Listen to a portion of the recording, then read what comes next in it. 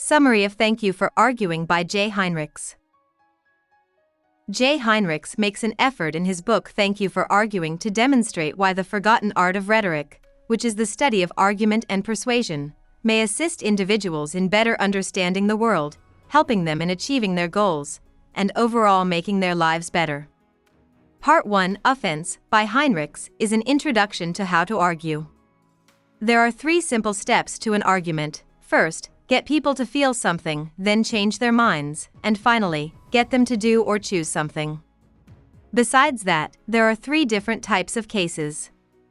Aristotle, a Greek philosopher, named these 3 types: forensic, about who is to blame and what happened in the past; demonstrative, about what is right and wrong and what is happening now; and deliberative, about what choices to make and what will happen in the future.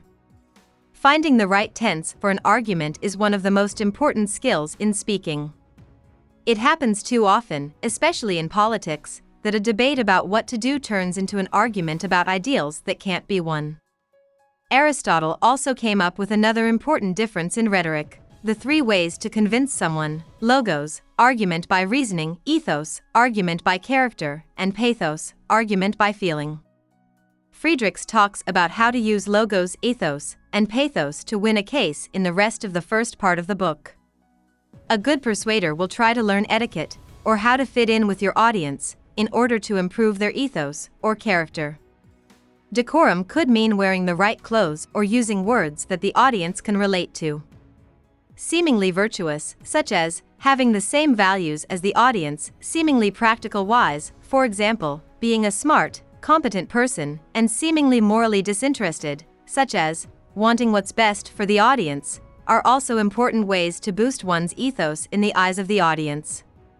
To use pathos, people who want to convince others need to be aware of the emotional needs of their audience. Funny things can make people feel strong feelings, so they're great for appealing to pathos. Making it look like you're holding back your feelings is another smart way to use pathos. Pathos is used in a lot of ads by playing to people's wants, especially their sexual wants. The explanation of words is one of the most important parts of logos.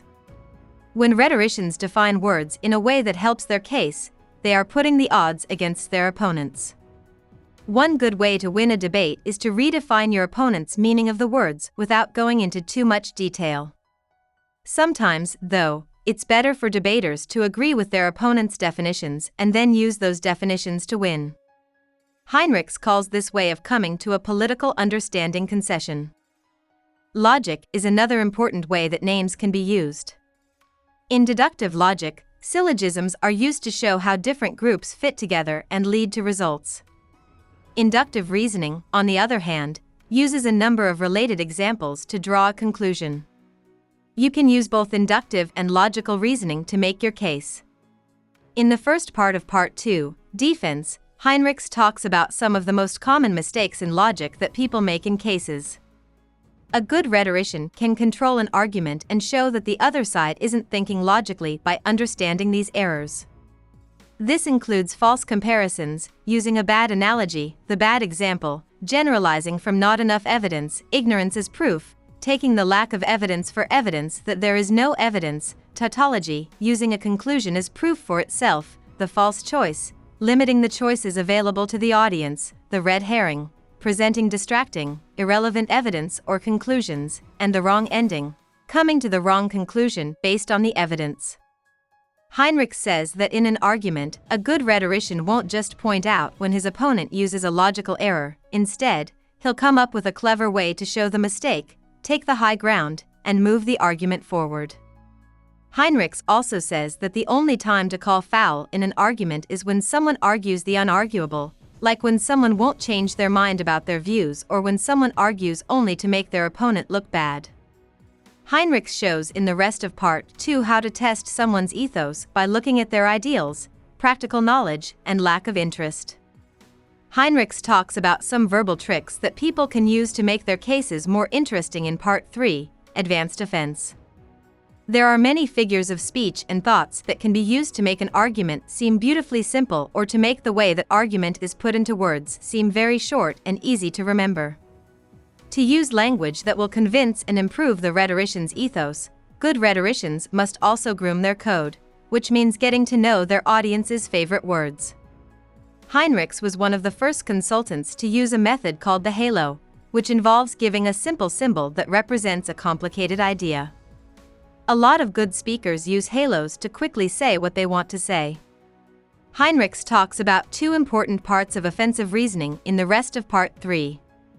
He starts by giving some advice on how to properly say sorry. A good apology doesn't downplay the problems of the audience. Instead, it shows how wise and uninterested the person saying the apology is. Second, Heinrichs looks into the idea of kairos, which means the right time. People who are good at speaking will know what their audience is thinking and feeling, and they will know when to make an important point.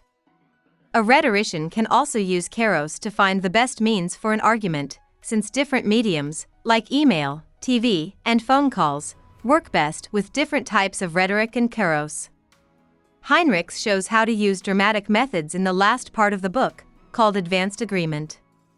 He uses the 5-step method of oration created by the great Roman orator Marcus Tullius Cicero to give a short speech in a town hall about how to fight noise pollution.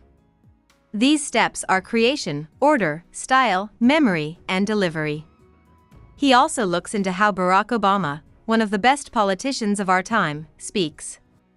The last part of the book talks about Heinrichs' observation that speech is almost no longer taught in American schools.